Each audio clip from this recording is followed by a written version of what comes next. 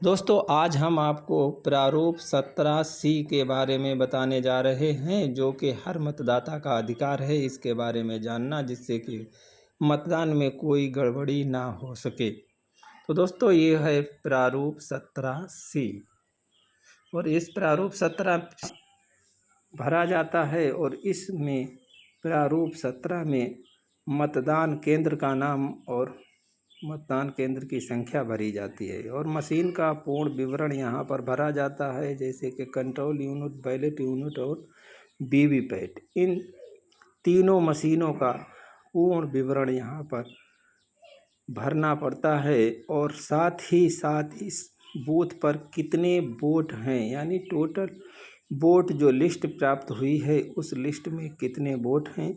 और उस लिस्ट में कितने वोट यहाँ पर डाले गए उसका विवरण भी भरना पड़ता है। साथ ही साथ यदि अन्य प्रकार के कोई वोट जो कि कागज़ के द्वारा डाले जाते हैं, यानी बैलेट पेपर द्वारा जो निवेदित वोट या चैलेंज वोट जो डाले जाते हैं उनका विवरण यहाँ पर भरना होता है। अन्य किसी नियम के तहत यदि किसी को वोट डालना को मिलता है तो उसका विवरण और उसके बाद यहाँ पर टोटल किया जाता है।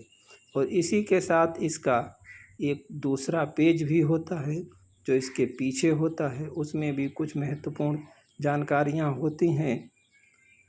जैसे कि उस बूथ पर जितने वोट पड़े और जितने वोट रजिस्टर में अंकित किए गए, यदि उनमें कुछ अंतर आता है तो उसे यहाँ पर लिखना होता है और नहीं आता है तो इसे ब्लैंक भी छोड़ सकते हैं और नहीं भी कर सकते हैं या इसे काट सकते हैं। तो ये और उसके बाद में जितने भी बैलेट पेपर यहाँ पर दिए जाते हैं उनका विवरण होता है और मतदान अभिकर्ताओं के साइन नीचे होते हैं और उसके नीचे यहाँ पर पेपर सील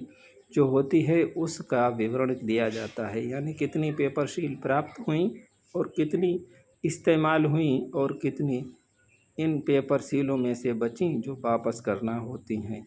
और साथ ही इसके बाद में भी मतदान केंद्र का संख्या, नाम और तारीख डाली जाती है। साथ ही साथ पीठासीन अधिकारी के दस्तखत होते हैं और पीठासीन अधिकारी के हस्ताक्षर के साथ ही